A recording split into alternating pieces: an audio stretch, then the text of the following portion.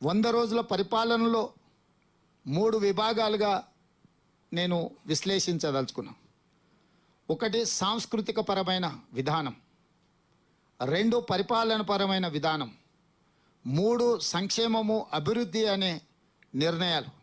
సాంస్కృతిక పరంగా ఏ ప్రాంతమైనా, ఏ ప్రజలైనా, ఏ జాతి అయినా సహజ సిద్ధంగా వారసత్వంగా సంక్రమించిన సంస్కృతిని వదిలేసుకున్న, ఆ సంస్కృతి మీద ఇతరులు దాడులు చేసినా ఈరోజు దేశంలోనే కానీ ప్రపంచంలో ఆధిపత్యం చెలాయించేవాడు మొట్టమొదట సంస్కృతి మీద దాడి చేస్తాడు.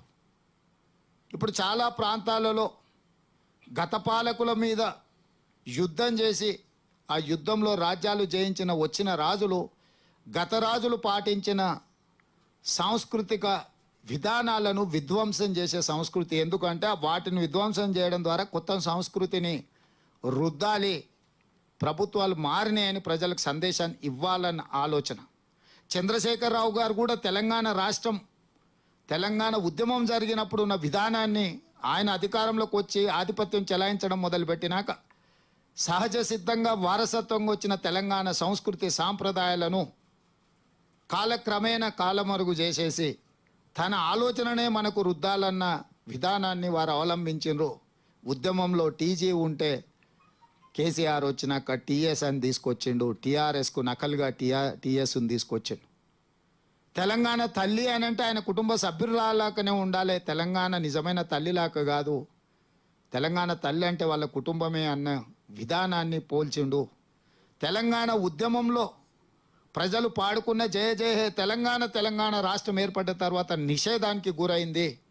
ఆ కవులు కళాకారులను ఎవరిని కూడా గుర్తించే ప్రయత్నం కూడా చేయలేదు. తెలంగాణ రాష్ట్రం ఏర్పడ్డ తర్వాత అధికారిక చిహ్నంలో ఉద్యమ స్ఫూర్తి ఉంటుంది, త్యాగాల పోరాటాల విధానాలు ఉంటాయని అందరూ భావించారు. కానీ రాచరిక పోకడలతోనే మేము నయా జమీందారులము, మేము రాచరిక పోకడలతోనే తెలంగాణ అధికారిక చిహ్నం ఉంటుంది అని చెప్పి అధికారిక చిహ్నంలో కూడా రాచరిక పోకడల్నే ప్రదర్శించిండు తప్ప ప్రజాస్వామిక స్ఫూర్తిని కానీ తెలంగాణ ప్రజల యొక్క త్యాగాలను కానీ అందులో ఎక్కడ పొందుపరచలేదు.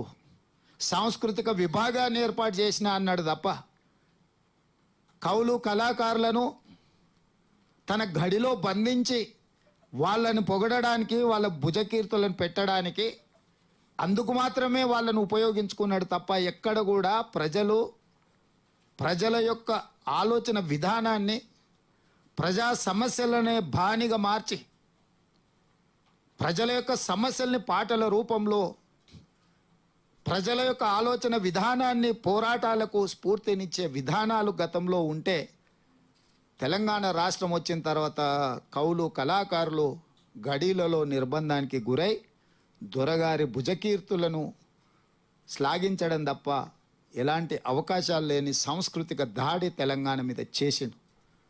అందుకే తెలంగాణ సంస్కృతి మీద జరుగుతున్న దాడిని తెలంగాణ ప్రజల యొక్క ఆకాంక్షల్ని గుర్తుపెట్టుకొని మా ప్రభుత్వం టీజీని మళ్ళీ టీజీగా కేంద్ర ప్రభుత్వం నుంచి అనుమతి తెచ్చి అమలు చేసినాము.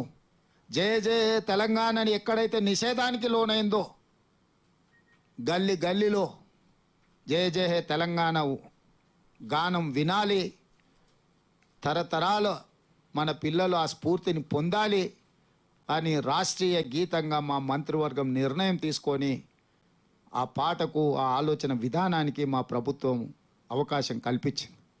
తెలంగాణ తల్లి విషయంలో కూడా తెలంగాణ కవులు కళాకారులను సంప్రదించి తెలంగాణ రాష్ట్ర అధికారిక చిహ్నంలో కూడా తెలంగాణ ఉద్యమంలో ఉద్యమ స్ఫూర్తిని నింపిన కవులు కళాకారులను సంప్రదించి వాటిని కూడా సమూలంగా మార్పు చేసి ప్రజాస్వామిక స్ఫూర్తిని ఆ చిహ్నాలలో ఉంచే విధంగా మా ప్రభుత్వం నిర్ణయం తీసుకున్నది.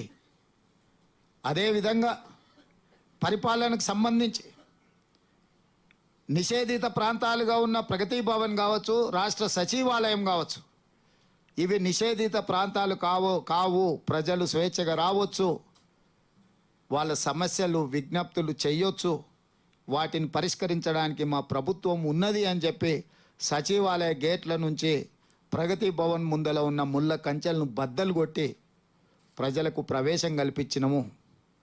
రాజపక్సే శ్రీలంకలో అధికారాన్ని కోల్పోయిన రోజు ప్రజలు ఏ సమరోత్సాహ